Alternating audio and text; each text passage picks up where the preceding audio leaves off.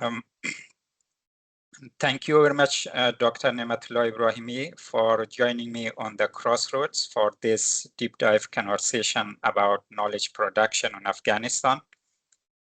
Dr. Ibrahimi is a senior research fellow at the University of Melbourne's School of Social and Political Sciences. His research focuses on the dynamic of peace and violence in conflict and post-conflict states across the Middle East and South Asia. He's a prolific scholar and author. His works includes the highly cited book, The Hazaras in the Afghan State, Rebellion, Exclusion, and the Struggle for Recognition. He holds a PhD from the Australian National University. I would like to focus on knowledge production in Afghanistan, a central theme of your latest co-edited volume titled Mapping Futures for Afghanistan, published by Routledge last year. But before we deep dive into the question of knowledge production, I would love to begin this conversation by asking about this collaboration itself. What sparked the idea for this book? Well, thank you, Sir Adili, for having me in this conversation series. I'm very pleased that you have joined the space on online discussion of Afghanistan and its region. So really a pleasure to be one of the guests on your show. Just to come back to the question of what sparked the edited volume, which came out last year, Mapping Futures for Afghanistan, I think it's really going back to the period after the fall of Kabul in the hand of the Taliban in August of 2021, when we saw a number of important challenges about understanding Afghanistan, portraying what was happening in Afghanistan, and the kind of different perspectives and points of views that were being promoted by diverse groups about why Afghanistan was collapsing once again, and why the Taliban was returning to power, and why Western forces were withdrawing from Afghanistan after 20 years of sustained efforts in nation building, state building, counterterrorism, and so on and so forth. So in a way, the idea of the book, the edited volume, was born out of those kind of conversations we had among ourselves in a group of us here in Australia, when we started reflecting on what those really important, but also in a way traumatic events meant for Afghanistan, ourselves and its people, and also reflecting on various kind of narratives, discourses that were promoted to explain the fall of Kabul into the hands of the Taliban and the failure of the Republic, the withdrawal of foreign forces. So, as you may remember, many of the other listeners may also remember, during those years, before 2021 and after 2021, there were also some very common Orientalist tropes that were being used quite early on, even before August of 2021, to explain the rise of the Taliban, to explain the failure of democratization, modernization, the failure of the Republic to take hold in Afghanistan. Some of the listeners might remember that Afghanistan was quite frequently described as a graveyard of empire, to which we can come back later. The idea was that this is a country which was doomed to fail. Like other empires that had intervened in Afghanistan, the United States was predestined to fail in Afghanistan because It was a tribal, conservative country, the people of which had always resisted any kind of modernizing changes and influences. So therefore, that kind of society always fights back, no matter, what empire or what foreign actors try to change the country. They're going to fail, and it also obviously has important implications for understanding the role of local actors and agencies. So in a way, taken to the extreme, the Taliban became the representative of that kind of culture, right? In a way, the return of the Taliban was seen as a kind of natural, response of the Afghan society, forgetting the fact that the society in Afghanistan is extremely diverse, and the Taliban itself as a group is also extremely unpopular among diverse groups in Afghanistan. So in that kind of context, we decided to come together, put together this volume, which is co-edited by myself, Dr. Abbas Farasu, Farkhunda Akbari, and Dr. Arif Sabah. And we have reached out to a number of scholars from Afghanistan. We try to deliberately focus on contributions from Afghanistan, scholars from Afghanistan, in Australia, in Europe. And we were quite lucky that we received some really important contributions, by scholars from the country who have often both, advanced degree, PhD, or other kind of postgraduate qualification, but also extensive experience, professional experience on the issues they write about in this book. So we are very lucky that in the last year we concluded, bringing this volume together, which is, I believe, the first volume of its kind, which is entirely edited and contributed by scholars from Afghanistan. We have a foreword by Professor William Malley, who is a mentor and a supervisor to many of us. But otherwise, all of the chapters are written by and edited by scholars from Afghanistan. That's fascinating. Turning to the topic and concept of knowledge production, which is like the topic for today's discussion. Can you define what knowledge production is and why it is an issue in the study of Afghanistan?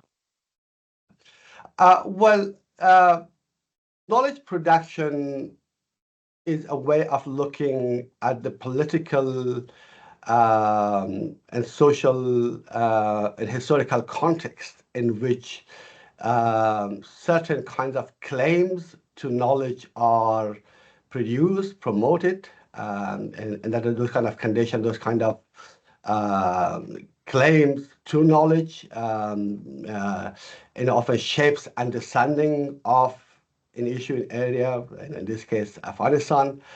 And it is also a way of looking at claims of knowledge or knowledge production about a country, such as Afghanistan, as a kind of political act in a way. We often look at knowledge, or claims of knowledge, knowledge production processes as kind of neutral, objective processes, right? Where, taken to,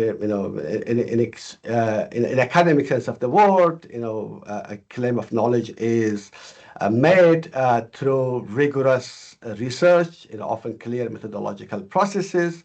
And after, following those kind of methodological rigorous research, a claim is made about, certain kind of historical or contemporary phenomena in Afghanistan. But in this kind of environment, what we, again, drawing on our experiences and observations from the events of before in August of 2021, we look at knowledge production or claims of knowledge about Afghanistan more critically. We essentially look at the relationship between knowledge production, and claims of knowledge about Afghanistan and its people to power. In a way, the prevailing powers, either in Afghanistan or internationally, often shapes a kind of social and political economy under which knowledge is produced in Afghanistan. If you take, for example, the period from August from 2001 to 2021, we saw massive literature were produced about Afghanistan by different think tanks, scholars, and other kind of actors who claim to have certain kind of access to knowledge and facts about Afghanistan.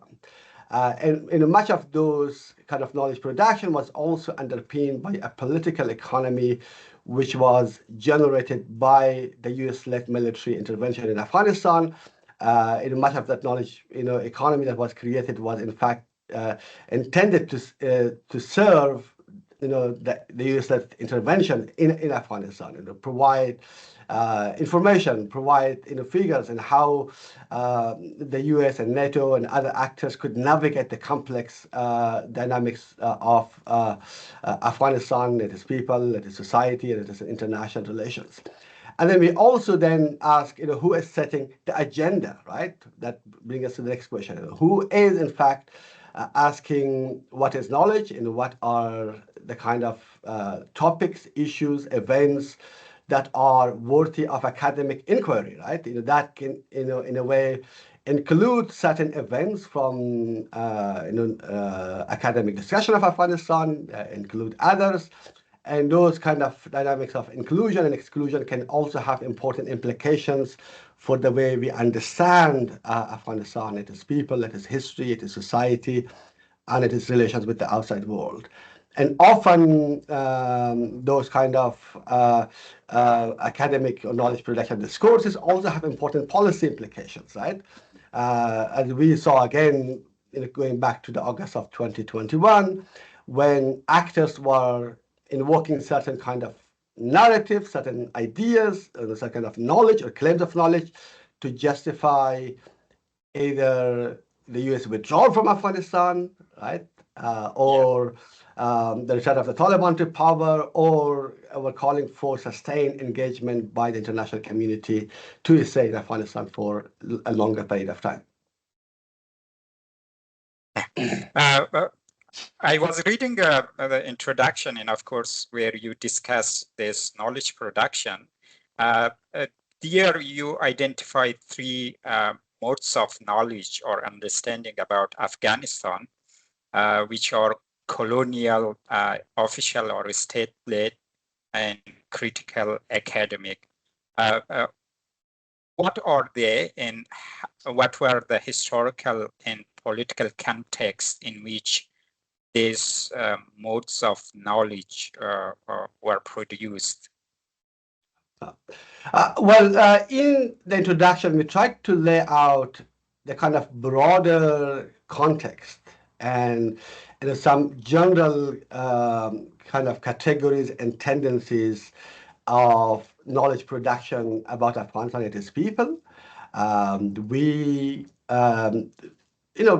try to identify three main modes of knowledge production or claims to knowledge about Afghanistan. One is, what is, I think it is a subject of, a lot of literature and debate, not about Afghanistan, but also about other countries that experience either direct or indirect form of colonization, going back to the 19th century.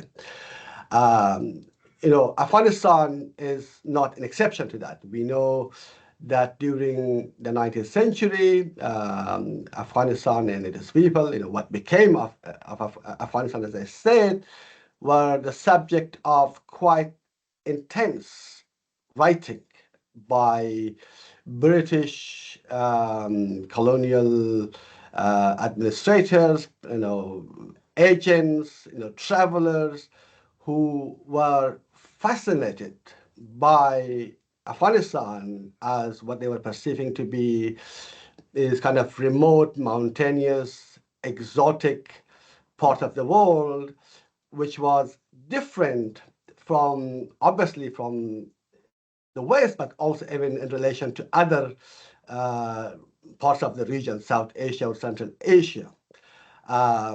And in that area has seen the production of some really influential texts that we now associate with colonial modes of understanding Afghanistan. Perhaps the most influential one is Elphinstone's book, An Account of the Kingdom of Kabul and its Dependencies, which came out in the the first half of the 19th century. And it's really provided this kind of encyclopedic introduction to Afghanistan's history, politics, society, geography, topography, even flora and fauna, right? And that was, based on those kind of, reports they were receiving. In fact, much of the book was written while he was in Peshawar. He did not step in Afghanistan itself. And that kind of era produced a kind of knowledge, which is again coming back to that, earlier idea that knowledge is not neutral, right? It was serving a kind of particular political purpose, which was, then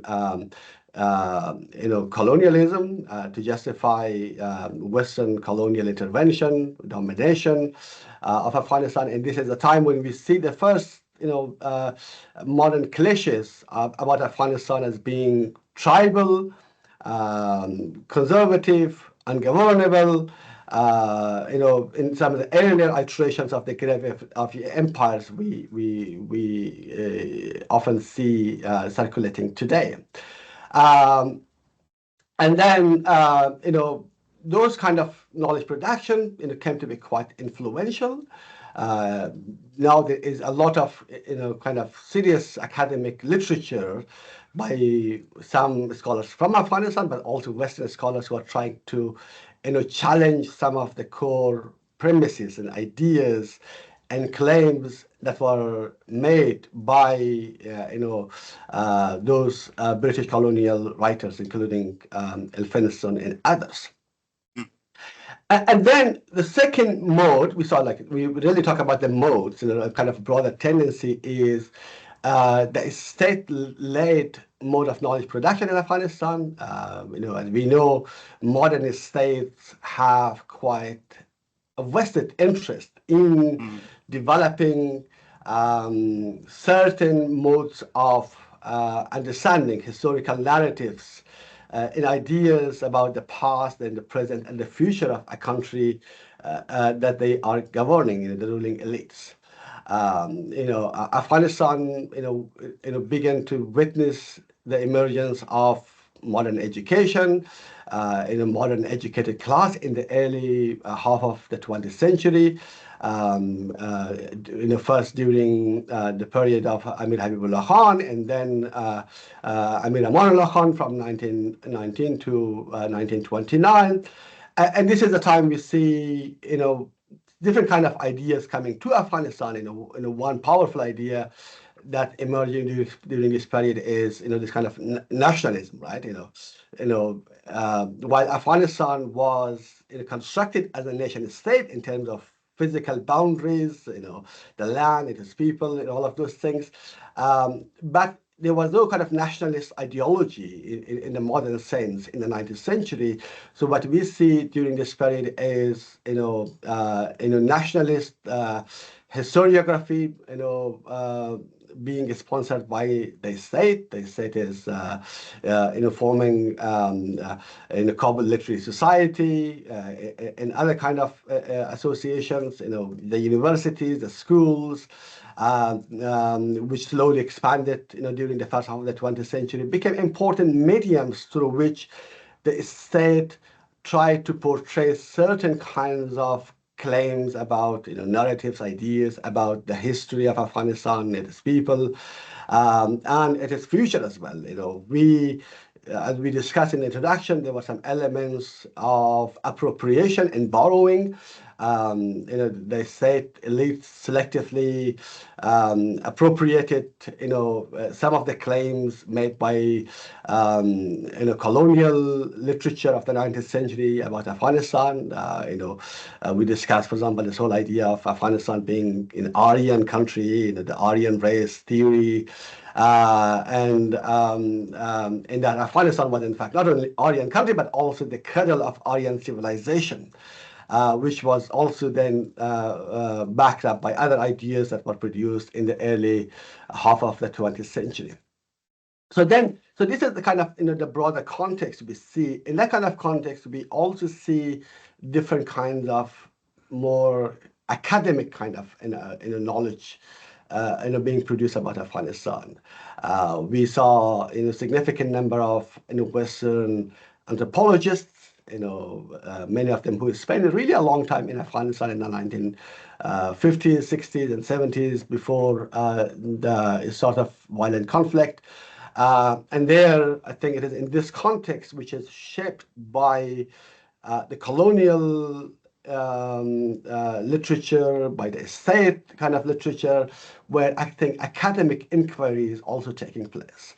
While we see certain kinds of certain groups of academics, taking what we see kind of more mainstream conservative approaches to academic inquiry, and that is, taking those kind of state-led knowledge production, colonial modes of knowledge production, for granted, not really questioning their premises, not asking the questions that are often neglected in those kind of modes of thinking. But we also see in recent years more critical kind of approaches, which is, trying to unravel, those kind of historical epistemology, understanding of Afghanistan that has been developed by both the state and also colonial modes of knowledge production. It is really fascinating to listen to what you explained about these different modes of knowledge production. I was curious to know, why is it important to understand or distinguish between these modes of thinking about Afghanistan? Early in our conversation, you alluded to the relations between this scholarly or intellectual exercise and the policy implications. So what is the relevance of these distinctions to the current situation of the country? Well, I think, again, if you go back to August of 2021, I think, these kinds of modes of thinking, portraying and representing Afghanistan and its people and historical events, have real-world implications. I think for those of us who are interested in serious thinking and scholarship about Afghanistan, it is also a question of justice, right?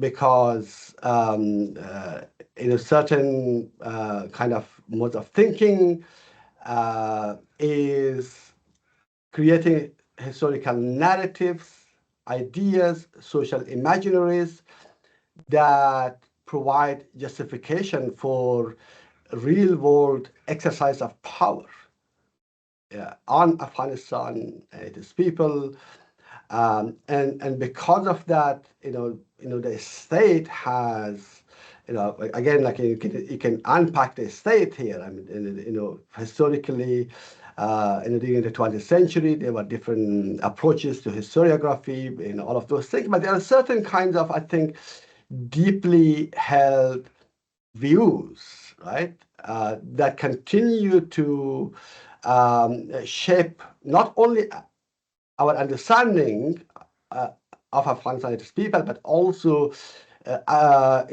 provide justification for certain kinds of, behavior, policy, prescriptions, certain modes of action, right, with regards to Afghanistan. And therefore, I think it is really important for those of us who are in the business of serious academic thinking and scholarship about Afghanistan people, we should interrogate knowledge production itself, right? We should problematize certain kinds of narratives, question unquestioned claims about knowledge, about truth about Afghanistan. Because again, it is more kind of historical in the sense that both of those kind of narratives, either state-led or colonial, are doing incredible level of injustices to Afghanistan and its people. There are certain episodes, actors, groups, communities, and perspectives that are completely sidelined. Especially if you look at official historiography, or sometimes when official historiography is also colonial knowledge is also appropriated by official historiography. Maybe I can give you an example here of their continued relevance here. We saw, the listeners may remember, like in 2012, in Kabul, the Academy of Sciences produced an atlas of ethnography of tribes of Afghanistan, which are non-Pashtun tribes there, right? Yeah.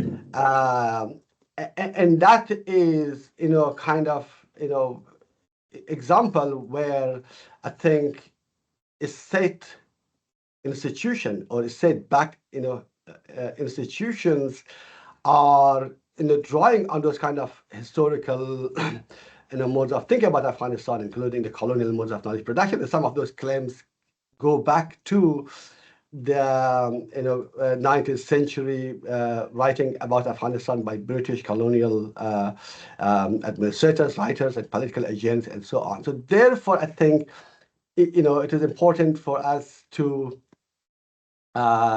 engage critically.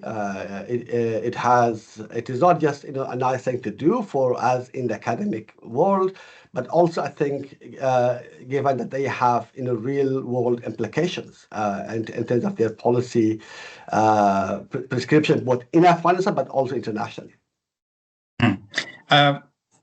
You already mentioned some of the implications of colonial knowledge on understanding Afghanistan.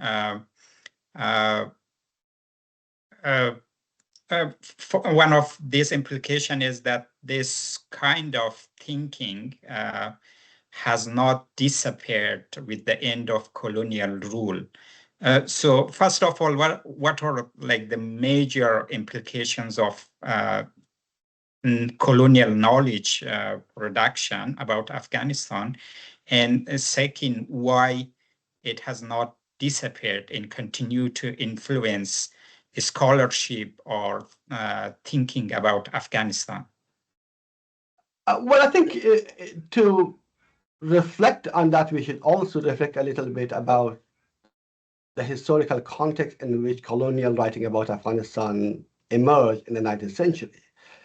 I think I alluded to it earlier, those kinds of writing, in the text were produced, within the context of colonization, right? And the primary purpose of which was either to make sense of these new societies, they were seeking to control or exert influence over these new kind of territories and areas, and then use that kind of understanding of these societies for the purpose of, exercise of power, to control, to bring these kind of territories under control of, colonial powers. We know that Afghanistan was not directly colonized, as most other states around Afghanistan was, but there was a kind of fascination, right? With understanding Afghanistan and how that kind of knowledge could be used to, control Afghanistan, right? So now, why do this kind of narratives, continue to emerge? First, I think, given the extensive, the depth and the scope of that kind of writing in that period. And for instance, book has been printed multiple times since then. It was translated into other European languages there as well, and books like Al-Finistum's Account of Kabul was also serving certain kind of interest, as I mentioned, right? This whole idea of Afghanistan and its people as ungovernable, society and geography has kind of provided convenient justifications for international, foreign intervention or withdrawal from Afghanistan. If you look at, again, the period of 2001 to 2021, you see some elements of that kind of thinking about Afghanistan, being used either for intervention in 2001. Afghanistan is a kind of exotic country where people are, stuck in this kind of pre-modern way of life, where they oppress women, one another. So therefore, there's a kind of need for military intervention to bring Afghanistan out of that kind of historically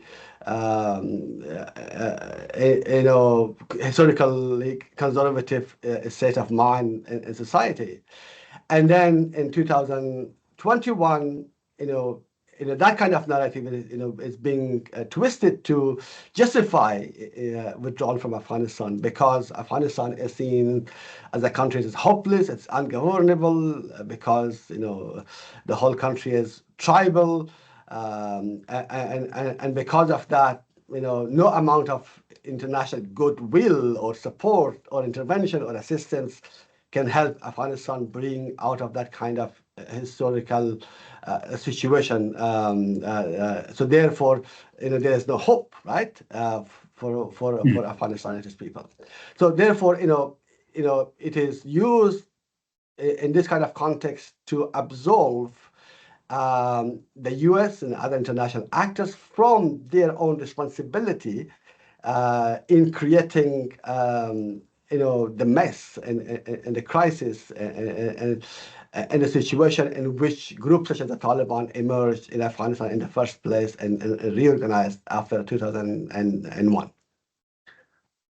But isn't there some truth to the claims that Afghanistan is tribal, backward, ungovernable? Well, I think if you look at, again, the whole idea of tribe, I think there is a lot of new scholarship that is emerging to, critically engage with the idea of tribe. What a tribe is, a mode of social organization, and what kind of, implications it might have for Afghanistan's social and political organization. But I think, as everything else, a discourse, a historical narrative, a mode of thinking is based on certain kind of, claims that might be true, right? Partially, Afghanistan is, I think, a traditional country. It was in a traditional country in the 19th century. Think that is, I think no one would really question that. You wouldn't see that Afghanistan was, a very liberal country in the 19th century or even now, right? But to take it as a claim of fact and generalize it about Afghanistan as a whole, I think that's when it becomes very problematic. So I think if you go and travel around Afghanistan, you may find very different ways of understanding what a tribe is and what a tribal social organization is. Even across the Pashtun provinces from the southeast to the south of Afghanistan, I think you may have very different kind of social organization that are often described as a tribe, right? To give you one example, in southeast of Afghanistan, I think the Arbake, was a kind of very socially, acceptable, form of, local policing historically in Afghanistan, which was deeply rooted in the social organization and context of those provinces, Afghanistan, where I think in the local communities were also providing important oversight about how those groups were operating. But if you try to take that out of the context of those specific provinces and promote it in other places, it became Arbake police, right?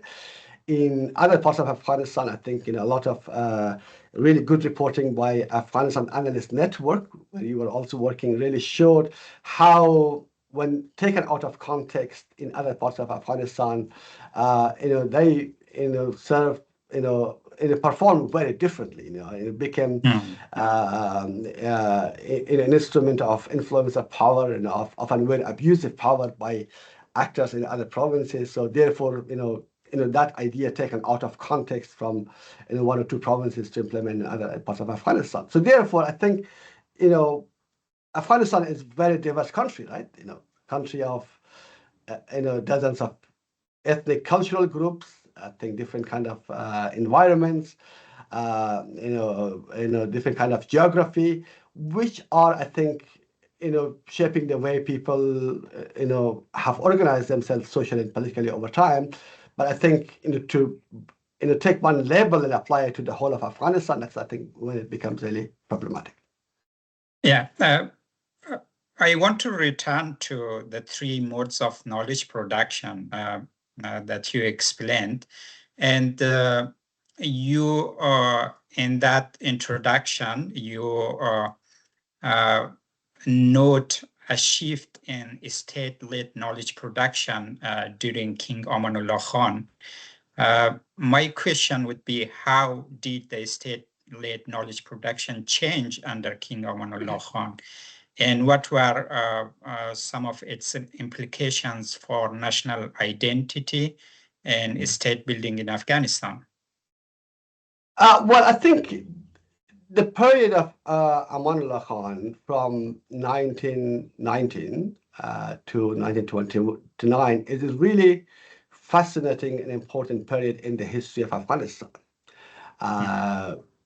It is during his period, 1919, after the Third Anglo-Afghan War, Afghanistan is formally becoming an independent sovereign state. Right? We often forget that. Until then, the British Indian, was effectively exercising control over Afghanistan's foreign policy.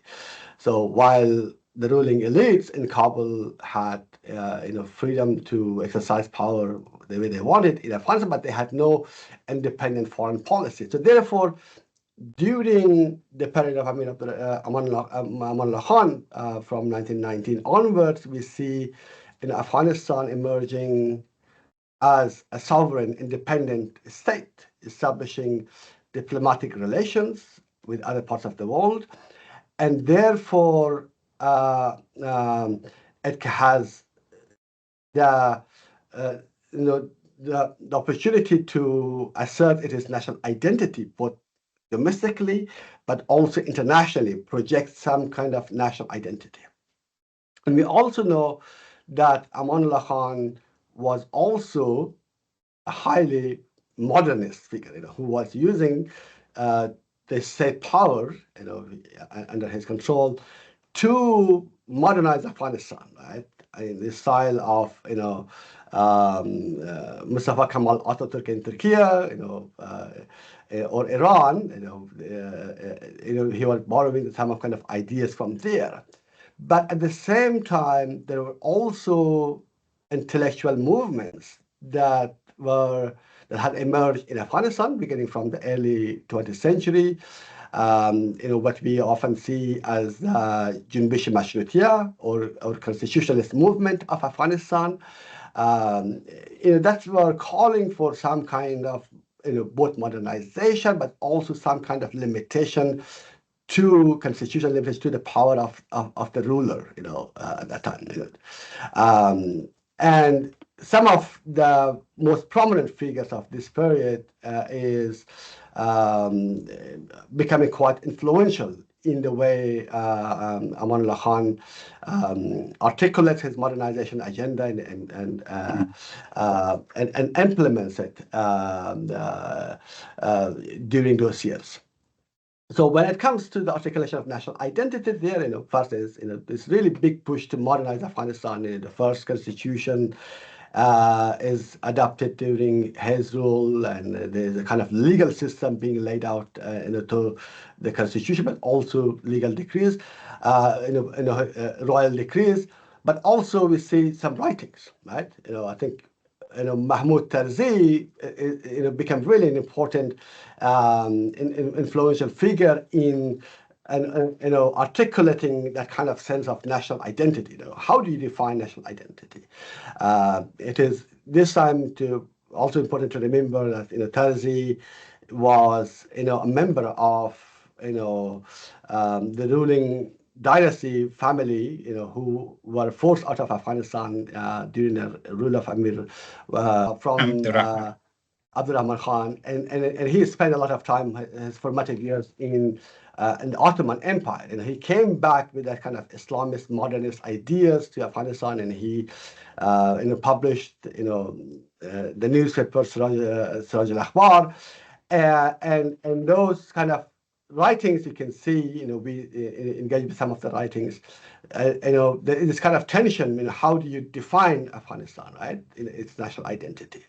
While he talks about Deen, Millat, Watan as kind of core elements of a national identity, he's also emphasizing Afghaniyat, for the first time as a core element of a national identity, which has been a running theme of discussion ever since about Afghanistan.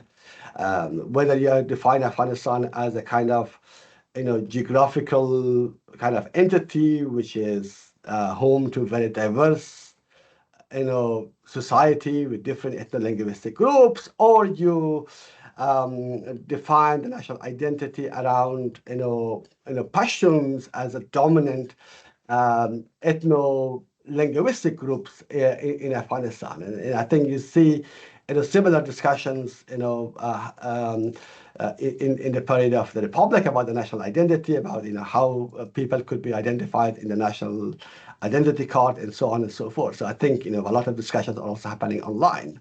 So therefore I think that's quite an important period, because it lays out the kind of first debates about how the national identity of Afghanistan can be constructed, and the way those national identity questions are addressed had quite important implications in defining subsequently how people related to ethnicity, national identity, all of those kind of other identity categories.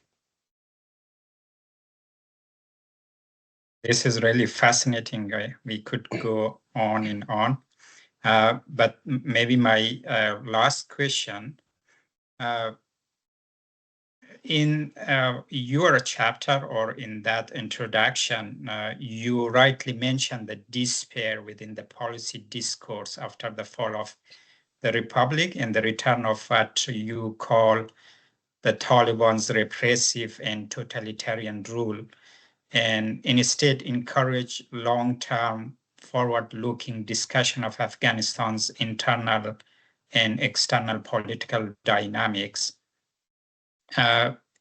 In that introduction, the book, or you also said that it challenges the assumption that the Taliban regime will determine the future of Afghanistan. How? Well, I think that is a hard and challenging question, right?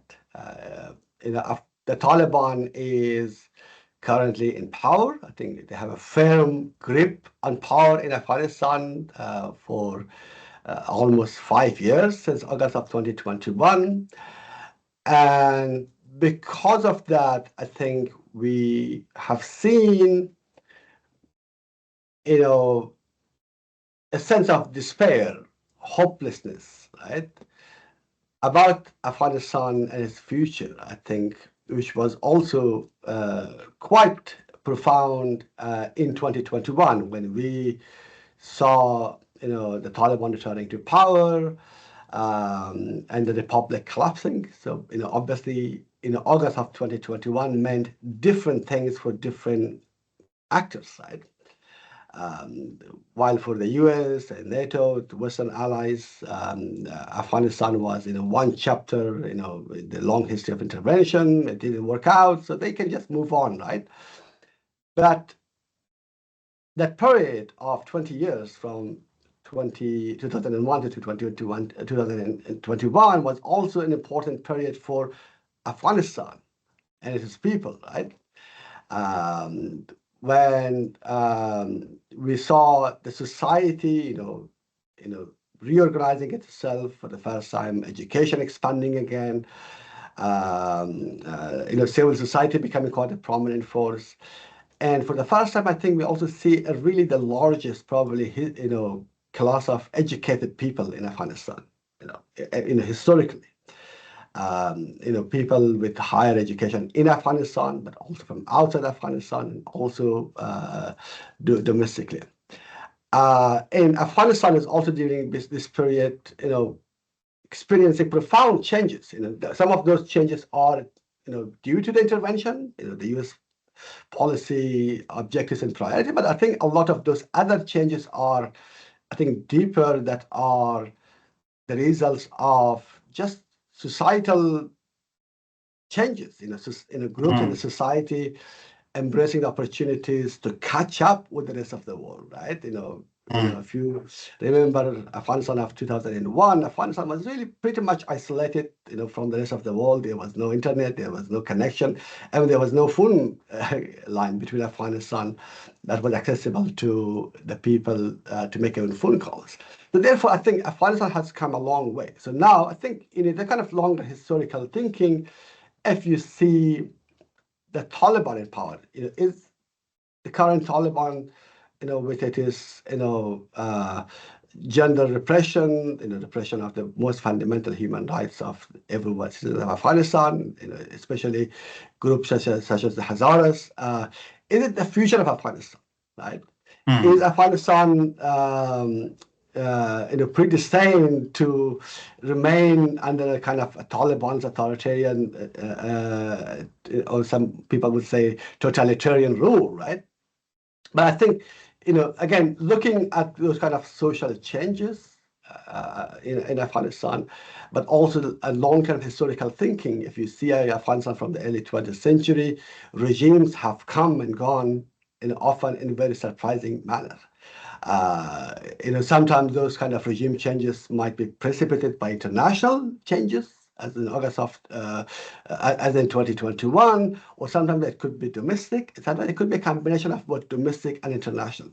So therefore, I think it is important both for Afghanistan and its people, but also for international actors to still maintain a kind of long-term thinking vision for Afghanistan, in which the Taliban may still be a factor, but not the only actor that will shape the future of the country and its people. On that promising note, thank you very much, Dr. Ibrahimi, for this really fascinating conversation about knowledge production on Afghanistan. Thank you very much for having me. Pleasure.